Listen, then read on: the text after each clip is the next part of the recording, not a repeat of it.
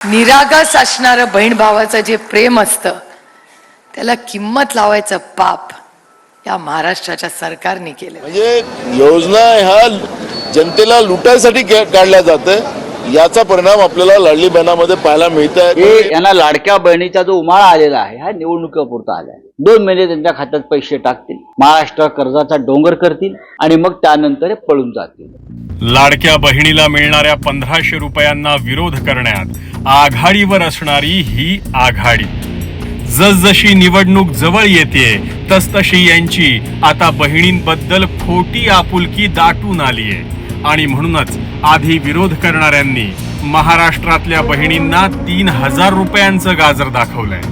नात्याचा व्यवहार केला अशी टीका करणाऱ्या सुप्रिया सुळे तुम्ही तर 3000 रुपये दाखवत आमचे पैसे जास्त म्हणत बहिणीच्या नात्याचा लिलाव करायला निघालात।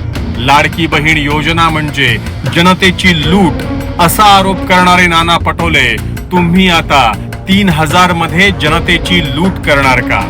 संजय राऊतांवर तर लाडकी बहीण योजनेबाबत खोटं पसरवलं म्हणून मध्य प्रदेशात गुन्हा दाखल आहे। जिथे फायदा दिसेल तिथेच आघाडी बोलते। नात्यांना जनतेला फायद्यासाठी वापरणाऱ्या या आघाडीपासून वेळीच सावध व्हा।